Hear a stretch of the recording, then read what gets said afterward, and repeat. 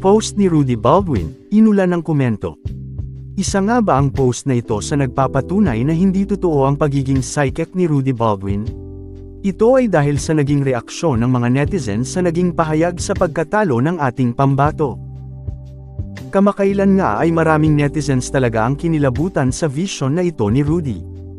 Ayon nga sa post ni Rudy Baldwin, aniya, October 24, 2023, may ilang lugar nga siyang nabanggit dito sa Pilipinas, aniya, #Marinduque, Mindoro, Masbate, Romblon, Apari at Capiz Vision. Itong 6 na lugar na binanggit ko nakikita ko sa vision ko na makaranas ito lahat ng mga lindol sa darating na mga araw. May kalakasan ito at hindi lang isang lindol ito na mararanasan nila. Ang iba dito ay nagbigay ng pinsala. Kamakailan nga ay isang magnitude 7.2 na lindol ang tumama sa Sarangani sa Davao Occidental nitong Biyernes, November 17. Naganap ang tectonic quake sa may 30 km southwest ng nasabing lugar ng ika-4:40 ng hapon. Ganun din ang ilang lugar katulad ng Zamboanga City, Basilan, Sulu, Maguindanao at Bukidnon. Di nga lang mga kalamidad ang ibinabahaging vision ni Rudy, maging mga namayapang mga sikat na artista ang nahulaan din nito. Ngunit ano ba ang post ni Rudy Baldwin na inulan ng komento ng mga netizens?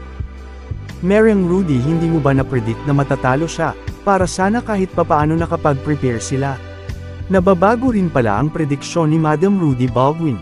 Hahaha, lahat na lang inaangkin mo yung mga nangyayari, dapat nagbigay ka ng opinyon mo bago ang result na ganto ang kalalabasan.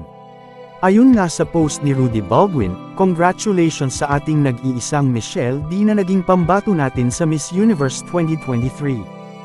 Hindi man pinalad na makuha ang corona pero ikaw pa din ang champion para sa aming Pilipino dahil sa pinakita mong galing at ganda, proud to be Filipino.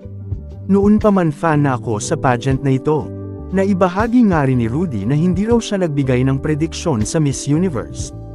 Aniya, hindi man ako nagbigay ng prediksyon dito, alam na alam ko na mananalo ang Philippines. Winner #Filipinas at ang first runner-up ay Australia at second ay Nicaragua.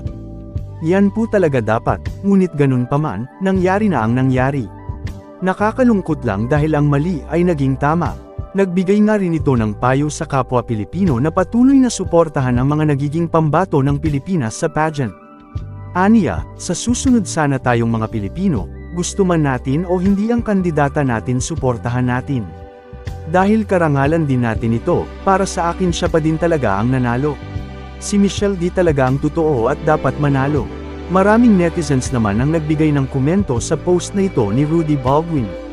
Samantala, kahit hindi magbigay ng prediksyon si Rudy, ay talaga nga namang makikita na binigay ni Michelle D ang kanyang best sa nasabing pageant.